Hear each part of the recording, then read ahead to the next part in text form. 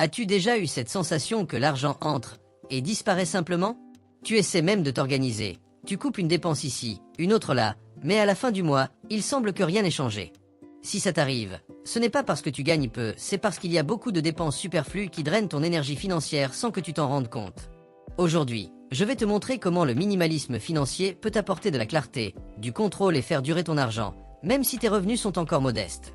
Et reste avec moi jusqu'à la fin, parce que je vais te montrer concrètement comment identifier les dépenses essentielles vs impulsives, comment remplacer les achats par des objectifs qui comptent vraiment, et comment construire un budget minimaliste avec seulement 3 catégories, simples, claires et faciles à appliquer. Si tu es en train de commencer ta vie financière, que tu travailles, que tu étudies, et que tu veux enfin sentir que ton argent va dans une direction qui a du sens, cette vidéo est pour toi. Le minimalisme financier ne signifie pas couper tout ce qui est agréable. Ça ne veut pas dire ne jamais commander de repas ou arrêter totalement de faire des achats. Cela signifie apprendre à dépenser avec intention. Cela signifie regarder ton argent et te demander: est-ce que cela améliore réellement ma vie, ou est-ce que cela ne sert qu'à apaiser une anxiété momentanée? Lorsque tu comprends cette différence, ta relation à l'argent commence à changer. Tu te sens plus léger, moins pressé de suivre les autres, et avec plus de clarté sur ce que tu valorises réellement. Parlons du cycle dans lequel beaucoup de gens sont bloqués: stress, envie de soulagement, achat, plaisir rapide, puis regret. Et le cycle recommence. Ce n'est pas un manque de discipline. C'est de la neuroscience. Notre cerveau est programmé pour rechercher les récompenses rapides. Le problème, c'est que le plaisir rapide est cher et la culpabilité qui vient après est lourde. La bonne nouvelle, c'est que tu n'as pas besoin de lutter contre ça par la force. Tu dois juste changer ton environnement et ton processus de décision. Et voici la question qui t'accompagnera dès maintenant. Est-ce que cela améliore ma vie ou est-ce que cela ne me distrait que quelques minutes? Si la réponse est « ça ne fait que te distraire », observe. Ne te juge pas, juste reconnais. Le changement commence par la conscience, pas par la culpabilité. Maintenant, faisons un exercice pratique. Prends une feuille ou les notes de ton téléphone. Écris toutes tes dépenses du mois dernier, toutes. Ensuite, marque avec un E tout ce qui était essentiel. Logement, nourriture, transport, médicaments. Puis, marque avec un I tout ce qui était impulsif. Ce petit dessert acheté parce que tu étais stressé. Le repas livré parce que tu étais trop fatigué pour cuisiner. L'achat petit mais sans intention, juste parce qu'il était en promotion. Quand tu regardes cela visuellement, ton cerveau change. Ce qui semblait normal commence à faire sens. Et surtout, quand tu vois, tu commences à choisir. Ce n'est pas couper tout. C'est comprendre. Tu peux continuer à consommer, mais tu vas consommer avec sens. Et quand tu consommes avec sens, la satisfaction augmente, elle ne diminue pas.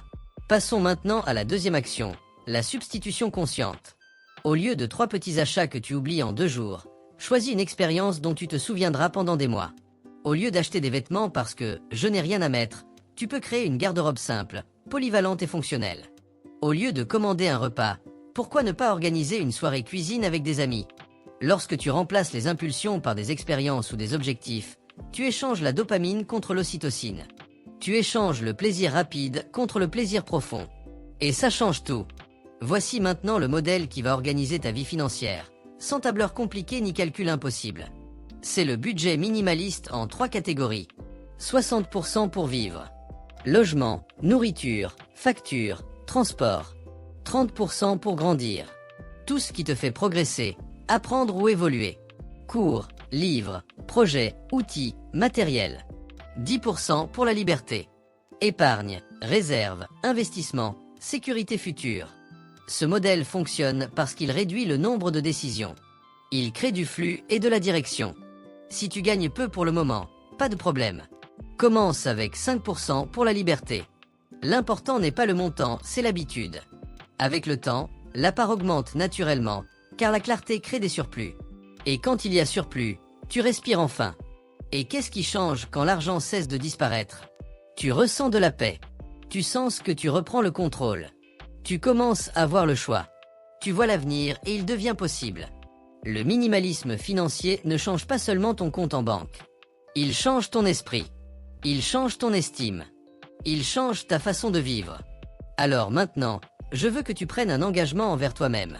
Si ça a résonné pour toi, écris en commentaire « Je choisis de vivre avec intention ». C'est le premier pas pour sortir du mode automatique. Et si tu veux continuer cette transformation, dans la prochaine vidéo, je vais te montrer comment construire ta réserve financière minimaliste, même avec peu, et comment la faire grandir mois après mois. Tu n'es pas en train de retirer de ta vie.